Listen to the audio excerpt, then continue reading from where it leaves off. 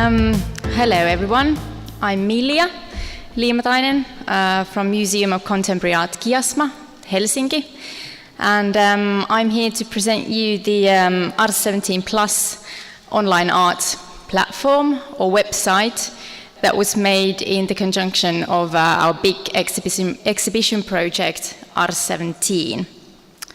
I will first tell you a bit about the institution where I come from, then I'll quickly explain you what ARS exhibitions are all about, and then I'll tell you more about the site or the website. As maybe some of you know, Kiasma is the leading contemporary art museum in Finland, in Helsinki. And together with Atheneum Art Museum and Sinebrychoff Art Museum, we form the Finnish National Gallery, which is the biggest museum complex in Finland, with around 600,000 annual visitors and about 260 staff members. Kiasma was opened in 1998. The architect was Stephen Hall. Our visitor profile is quite interesting. Over 65% of our visitors are under 35 years old, so fairly young people. In Kiasma's collection, there are over 8,000 artworks. We've got special expertise in media art. We have around 400 media artworks in the collection. Yearly, we acquire around 150 new artworks to the collection. And we acquire, well, mainly Finnish art, of course, but then also Nordic art, also Baltic art, and other international art as well. ARS Exhibitions is a series of exhibitions that have been organized since the 1960s. In the first place, the idea was to bring current, interesting international art, contemporary art, to the Finnish audience. But nowadays, people traveling so much, I think the idea has maybe changed a bit, and these are more like organized around a certain theme. And the theme of this year's ARS exhibition is the digital revolution. The exhibition is called Hello World. And as you know, in Western consumer societies, the digital revolution has, in one way or another, infiltrated our identities, most of our social relationships, our channels of communication, and our usage of services. In 2016, almost half of the global population regularly used the internet. In Finland, the figure was as high as 92%. But thus, it was felt necessary to survey how this change affected art and how the artists are reflecting to it. But however, the idea was not to investigate the theme from kind of a technology-driven perspective, but rather from a human interest angle. So we wanted to focus on behaviors, feelings, desires, and communities. But as you know, the internet has become a kind of state of mind, both on a personal and on a collective level. In the physical exhibition, there are works from 26 artists or artists' groups. The figure is somewhat small because we wanted to give enough space to each artist and to each work. There are two bigger solo shows on the museum's 4th and 5th floors. The other one of these is a British artist called Ed Atkins with his multi-channel video work called Ribbons. It expands into 3 gallery rooms. The artist has bought online a rendered avatar who's called Dave, and then he's used his own movements and voice to kind of develop the figure. The work deals with questions related to communication and its difficultness. And there are a bit similar kinds of themes in another work in the exhibition, which is by an art collective called LeBeuf, Rönke and Turner. They have made a piece called #AloneTogether. It's actually a performance piece. The artists, they travel to the Finnish Lapland, where they spend a month, each in their own cabins, and their only connection to the rest of the world was via a fourth cabin that was built in Kiasma, which is in this image. And the idea was that visitors could go in the cabin and then communicate with the artists. There were screens and they were able to talk with them, but that was the only way the artists could connect with anyone during that month. But these are just 2 works in the exhibition. Do come and see the rest for yourselves. But this is just to introduce what the whole thing is about. Now I'll move on to ARS17+. And I'll first say a few words about online art. I don't know if you're familiar with the concept. It's basically art that is made for the internet. It's often in the internet, and perhaps the themes it deals with are related to the internet as well. So these works are meant to be experienced online. They don't really exist anywhere else. Category-wise, they form part of media artworks, as you know, which are works utilizing often some kind of electrical media. But the specific way to describe online art changes together with the development of the technical devices. Some kind of pre-form of online art was perhaps art based on different kinds of electrical communication devices, such as telefax or text TV. But then when the PCs and internet got more popular, the art form changed and evolved too. And nowadays online art refers to art that can be viewed and experienced via network. And thus it often includes kind of intimacy. One can see it when and wherever. And there's often also some kind of interactual element embedded to these works. Traditionally, online art and its predecessors, net art, browser-based art, and software art have contained avant-gardistic features, meaning experimentality or barrier breaking. And online art has often existed outside of institutions, as it hasn't really needed institutions for exhibiting it or like that. But yeah, it seems that internet creates new ways for collaborating and working together. For instance, an artist working in Europe can be working together with a coder in Asia, with whom he or she has never met before. All the interaction happens via internet. And this change relates also to a change in the way the concept of authorship is perceived. Collective producerships are getting more popular. Things and ideas are being appropriated, manipulated, and redistributed rather freely, and the speed seems to be accelerating. And why do we want to work with online art? Well, the reason is the ARS exhibition. In the context of this digital revolution, it seemed a bit funny to do something without really taking into account the online realm. And also a growing number of artists are being interested or getting interested in this media.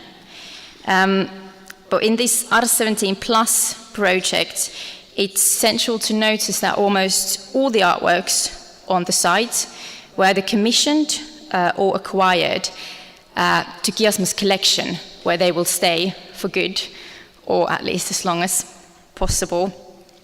Kiasma has had a history with online art. We have acquired online artworks during the 90s as well, and now this ARS17 provided a good opportunity to kind of pick up this thread again. And also ARS17+ provided a way to include another kind of interactivity in the ARS exhibition, as well as to engage new audiences. As people who are not physically in Helsinki or Kiasma can also see part of the exhibition. And of course, we hope that people who are maybe not familiar with Kiasma or not that familiar with contemporary art might get interested and might come and see more. On institutional level, this was the first online, like a site or platform for online artworks that was made in Finland. There are examples elsewhere, of course. We did some benchmarking on how this had been done by other places and how they are collecting online art. And these are the places where we received answers from. In general, the amount of online art in the collections varied a lot. All in all, the institutions in the USA had more online artworks in their collections than institutions in other parts of the world. Nearly all the respondents focused on commissions, like commissioning new works, rather than acquiring already existing works. And how did we do it then? Well, first of all, there's 16 works, or series of works, on the site. We too wanted to focus on new commissions, and there is 16 commissioned works and 9 existing works, or series of works. The selection was curated by our collection team, but we also had an external member, Attilia Fattori Franchini, who's currently a London-based curator working with online art and online art commissions. And her presence was especially strong in the beginning of the project, and then she focused more on 2 commissions.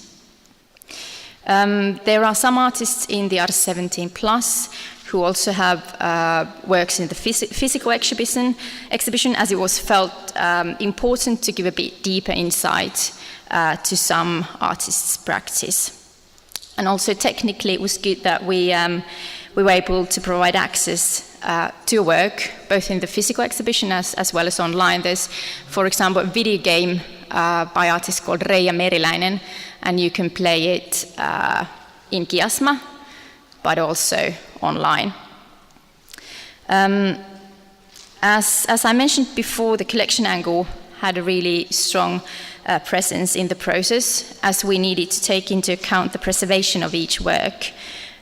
So we needed to think about how to keep the works alive and how to be able to show them, say, after 30 years or 50 years or even longer time. And this proved to be somewhat challenging, as it's quite impossible to forecast how the technology will change and what will happen. In the same way as we do when we acquire any other media artworks, we make these purchasing agreements together with our legal advisor. And in those agreements, we listed what are the things the artist will provide us, but also what we are able to do to the work should the programs or the software or, I don't know, the web itself change one day. So how we are able to maybe change the work to make it work in the future as well. Here's a list of the artists included in ARS17 Plus. You can see that there's quite a few Finnish artists here. The situation is the same, or almost the same, like many Finnish artists in the physical exhibition too. As well, that hasn't normally been the case in ARS exhibitions. There's only been like 1 or 2 Finnish artists taking part. But this year we wanted to give space to the Finnish ones as well, as it was felt that there was really strong and potential works around this topic made by Finnish artists as well. The works in ARS17 Plus include many different kinds of works. Basically, there are videos, web pages, software, 1 application, 1 video game. Majority of the already existing works were acquired from a London-based platform called Data Editions. They are a platform dedicated or working with moving image and sound pieces. They're commissioning works from artists, and then one can view and acquire those through their web pages. But now, finally, I'll go and show you the site itself. Right, so here you go. This is the site. It was made in-house in Kiasma by our communications department. It resembles the visuals of Kiasma's site. That was the idea. We wanted to make it accessible, clear-looking, and also somewhat democratic. Basically, there's a card for each artist, and one is able to read a bit more about the artist and the artwork, and then go and see the work itself. I was planning to show you 3 works we've got here. This Infinity by Pink Twins will be the first one. Pink Twins is a duo, 2 brothers who've been making all kinds of works based on sound and visuals. They also do live performances. And in this work, they have uploaded a massive amount of their sound recordings from the past 10 years. And one is able to make his or her own songs with this software they have created. So basically, one can work here with 4 different tracks and do modify them, modify the volume and bass and the discount, change one track or change all of the tracks.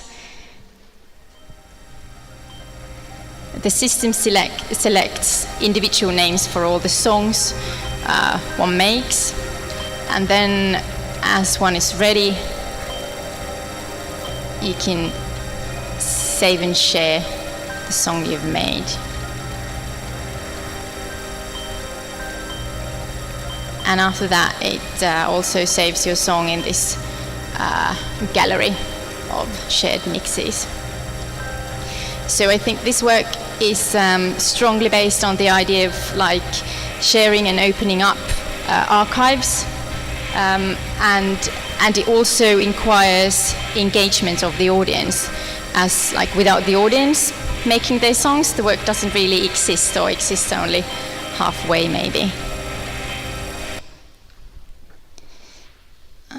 Then another one would be by British artist Charles Richardson.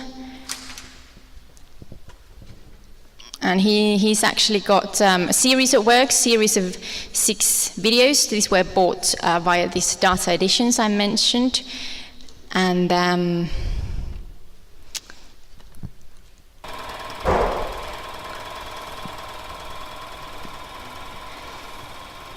he's made these videos. He has 3D photo scanned people, and to these people he has attached all kinds of random materials, like candy wrappers and tape, pieces of clothes or pieces of fabric,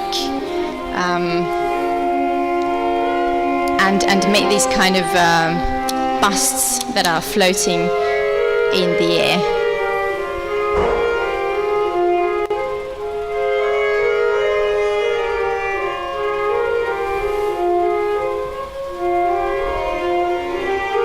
And once the busts start to turn around, one notices that they are actually completely empty.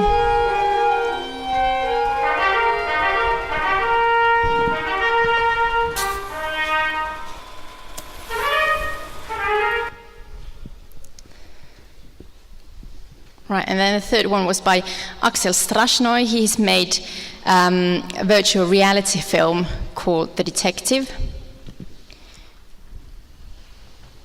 But I'm actually only able to show you the trailer of the work, as for viewing it properly you would need to download an application to your smartphone and use some kind of a VR viewer for watching the work.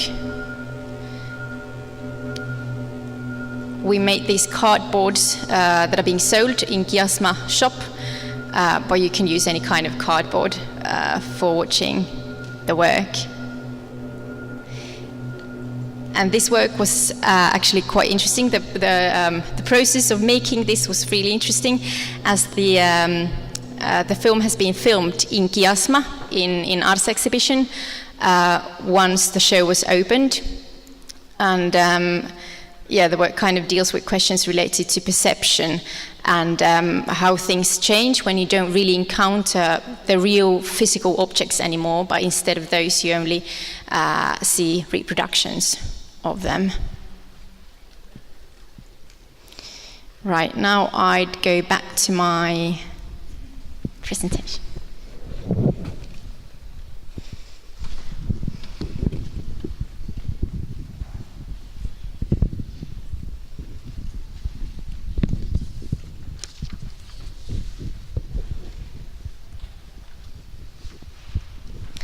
Right, so I'd say a few words about the online art and the art market.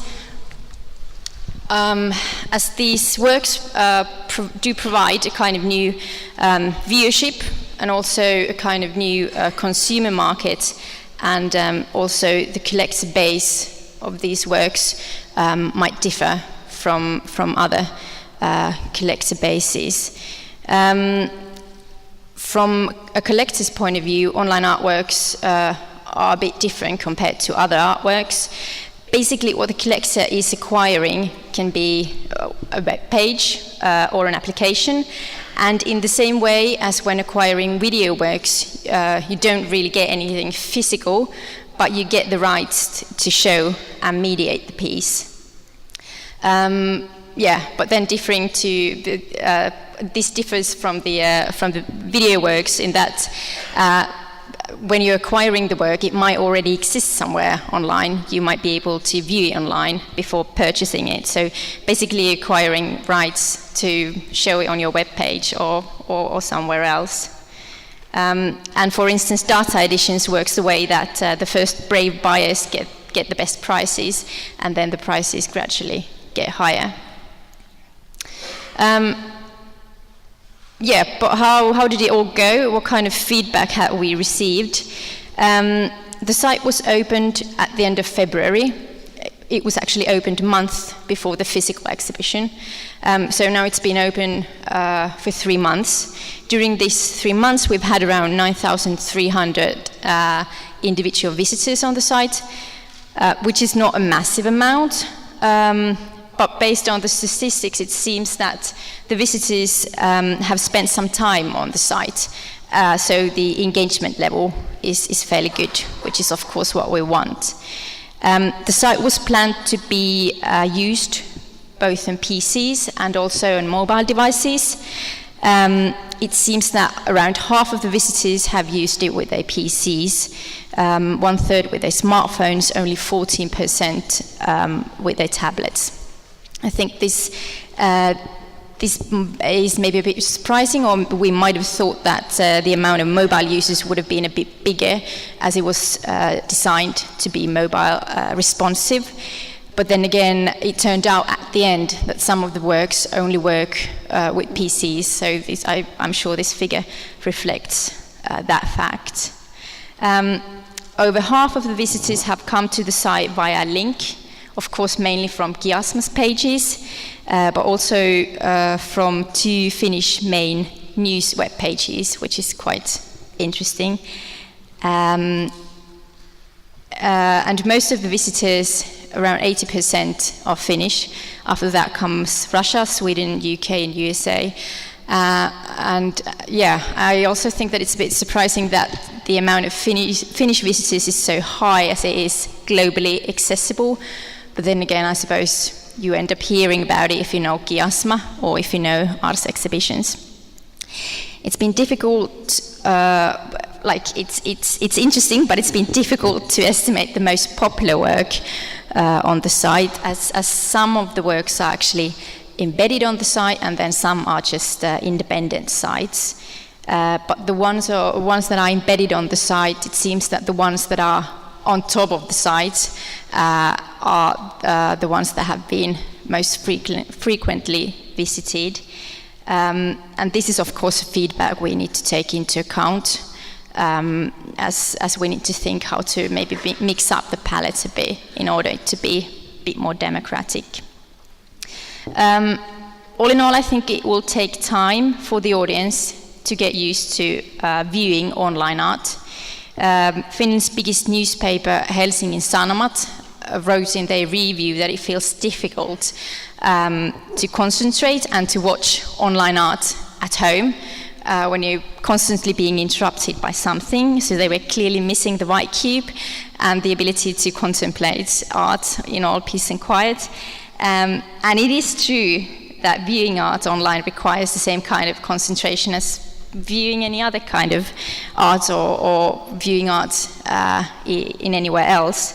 But personally, I think that we're just used to using the internet in a bit different way. We used to surfing there. We used to use it for entertainment, and this is clearly something else. But I think if you're able to concentrate on a book at home, it shouldn't be a problem to at least at some point be able to concentrate on visual arts at home too. The ARS Exhibition and also ARS17 Plus will be open until mid-January 2018. Currently we're planning how and where to show the works after that. The plan is to keep collecting and following online art after this too, and we clearly need a place where to show the works after this as well. All in all, it's been a project with lots to learn from, also for us, the curators, but for other teams in our organization too. In addition to the communications department who were involved with the physical site or with visuals of the site, we've also had loads of help from our IT department. And they've been really enthusiastic, really committed with working this. Their help has been priceless, but of course that's not, they've got like other things to do as well. They're the ones who are taking care of the IT infrastructure in the museum or in the complex. And this is not a sustainable solution, so we clearly need a person who is concentrated on the digital solutions if we want to keep up doing this. And also a media art conservator is something we've been talking about for a long time, and that will help a lot as many of the questions related to the preservation of these kinds of works are quite specific. But I think this was it. Thank you for listening, and do come if you have any questions. It would be nice to talk more about this. Thanks.